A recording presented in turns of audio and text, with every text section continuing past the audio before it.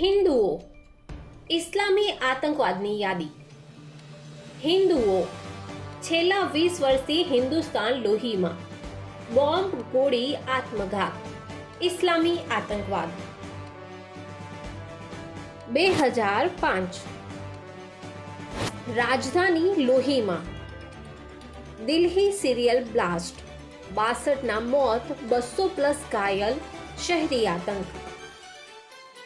2006 મુસાફરો અને શ્રદ્ધા બંને નિશાને. Mumbai train blast. Varanasi blast. 209ના મોત, 700+ ઘાયલ. વિશાળ જાનહાનિ. 2007 શાંતિના ટ્રેક પર આગ.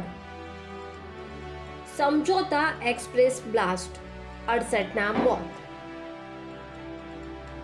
2008 એક વર્ષ અનગણિત બોમ્બ. દિલ્હી, અમદાવાદ, બેંગલુરુ, પશ્ચિમ ભારત. મુંબઈ 26/11. 600+ મોત. સંયોજિત સહાર.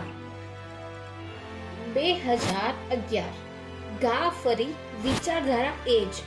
મુંબઈ ત્રિગુણ બ્લાસ્ટ. 26+ મોત, 130+ ઘાયલ. પુનરાવર્તિત આતંક. 2014 પૂર્વથી કાશ્મીર આગ ફેલાઈ. આસામ, જમ્મુ કાશ્મીર બ્લાસ્ટ. 80+ મોત.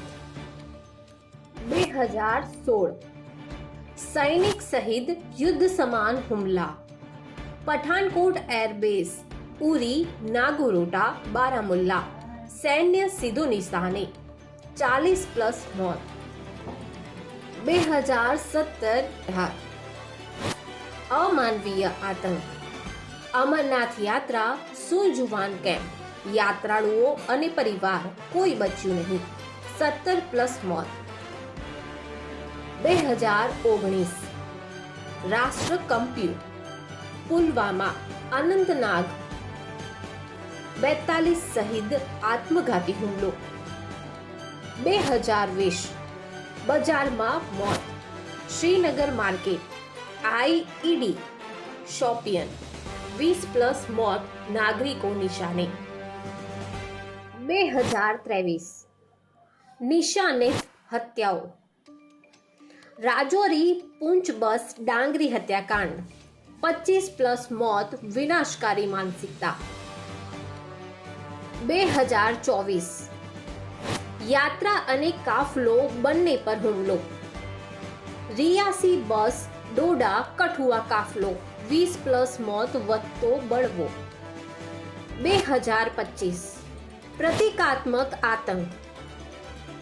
Pahalgam, Lal Qila car blast. પુલવામા, પ્રતીકો પર પ્રહાર. 15+ મોત. ઇસ્લામના નામે બોમ્બ ફાટે તો હિન્દુઓ જ લાશ કેમ બને? છતાં બચાવ ઇસ્લામનો કેમ?